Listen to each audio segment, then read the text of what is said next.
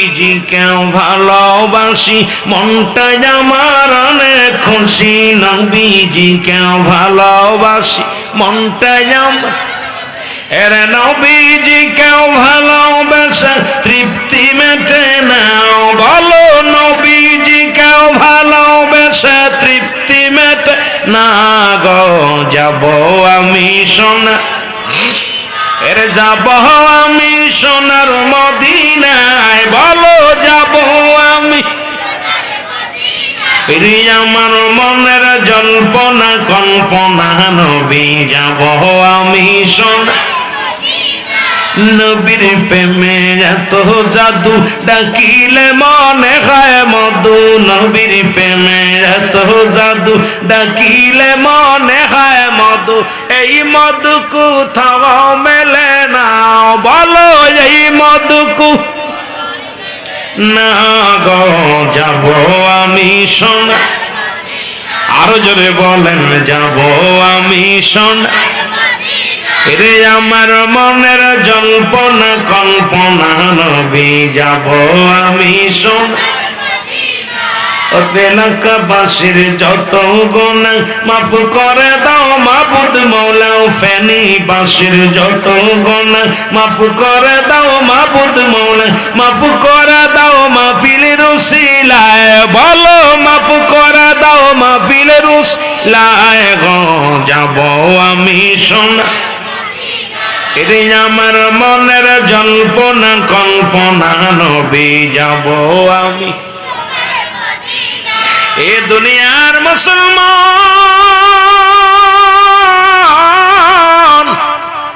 এর ঈমান যদি নবী হয়, রূহ যদি ব্যক্তির জীবনের সম্পদ হয়, এই দুইটা জিনিস একটু খেয়াল করবেন মুসলমান বাবারা।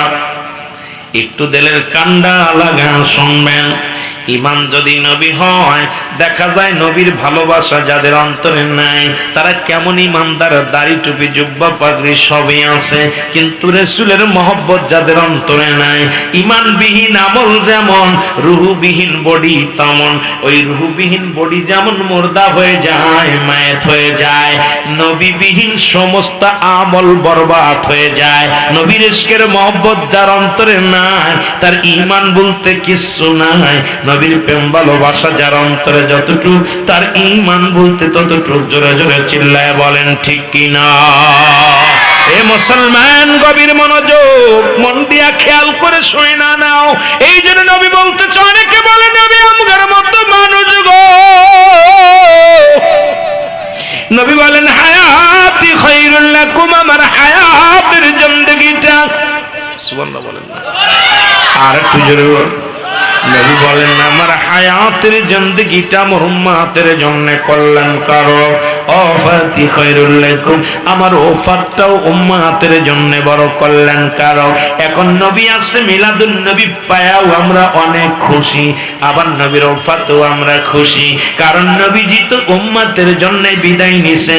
নবী বলেন আমার হায়াতি খায়রুল লাকুম, আবার ওফাতি খায়রুল লাকুম। ভালো করে খেয়াল রাখবেন মুসলমান, শুনে নাও। আল্লাহর নবী ডাকতে বলে উম্মতিরা গো,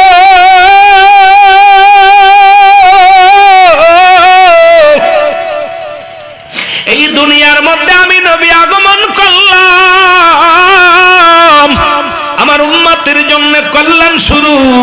কারণ শরীয়ত তরিকত হাকিকত মারিফাত যেখানে থাকাবেন সেখানেই নবী। এ মুসলমান, কোন দিকে নবীরে বাদ দিবেন রে মুসলমান? ব্যবসার মধ্যে নবী, রাজনীতির মধ্যে নবী, কর্মের মধ্যে নবী, ধর্মের মধ্যে নবী। এ মুসলমান, সাংসারিক জীবনে নবী, শরীয়তের মধ্যে নবী, মারিফাতের মধ্যে নবী, হাকিকতের মধ্যে নবী। ও মুসলমান, তরিকাতের মধ্যে নবী। নবী বাদ দাও, কেমনে বাদ দিবা নবীরে? নবী কই উম্মতিরা রে আমি নবী দুনিয়ার মধ্যে আগমন করলাম, এটা আমার উম্মতের জন্য কল্যাণ স্বরূপ। তার কারণ হলো আমি নবী আমার উম্মতের সঙ্গে কথাবার্তা বলেছি, আমি আমার উম্মতের সঙ্গে চলাফেরা করেছি।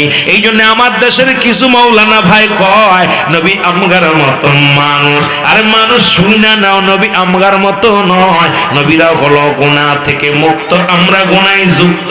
নবীরা হলো মাসুমের মাসুম, আমরা হলাম গুনাহ মার্কা মানুষ। জোরে জোরে চিল্লা বলা যাবে না, ঠিক কিনা? এই হাদিসটারে তাই না নিয়া আমার দেশের অনেক ওলামা একরাম কয় নবী আমগার মতো মানুষ। আহা, ওফাতি কইরুল লাকুম। আমার নবী কয় আমার ওফাত আমার উম্মতের জন্য কল্যাণকারক, কারণ আমি নবী দুনিয়া থেকে বিদায় হয়ে গেলাম। আমি নবী দুনিয়া শরিয়াত থেকে বিদায় নিয়ে পর্দার আড়াল হয়ে গেলাম। এটা আমার উম্মতের জন্য বড় কল্যাণকারক। এই জন্য কল্যাণকারক আমি নবী। ও মুসলমান শুনে নাও, পৃথিবীর মধ্যে যদি কোনো উম্মত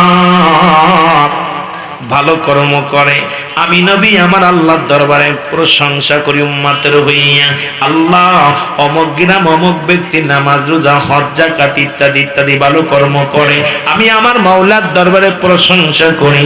আবার কোন উম্মতিরা যদি গুনাহের কাজ করে, আমার নবী কয় আমার উম্মতিরা শোনো, আমি আমার মাওলার দরবারে ইস্তেগফার করি, আল্লাহ অমুক গ্রামে অমুক ব্যক্তি গুনাহ করেছে, তারে তুমি ক্ষমা করে দাও। আমি অমুকের তরফ থেকে ক্ষমা চাইলাম, ইস্তেগফার করলাম, তুমি তারে মাফ করে দাও। এমন নবীর উম্মত হইলাম, অন্যায় করি আমি মাফ চাই আমার নবী রে।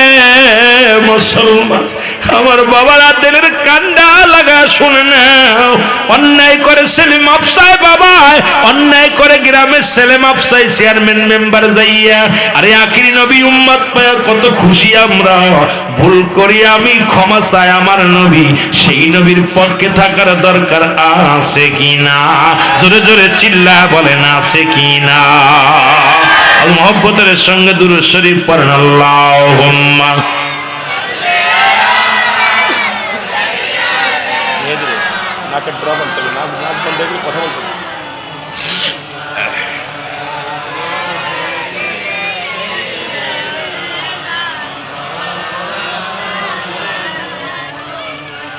আহা, কষ্ট হচ্ছে আপনাদের? কোন নবীর উম্মত দুনিয়া থেকে বিদায় নিছে শুধু আমার আপনার কারণে। যদি নবী চাইতো চিরদিন থাকতে পারতো, পারতো না? পারতো। শুধু পাপী উম্মতের জন্য, যে আমি নবী আমার উম্মতের কাণ্ডেন।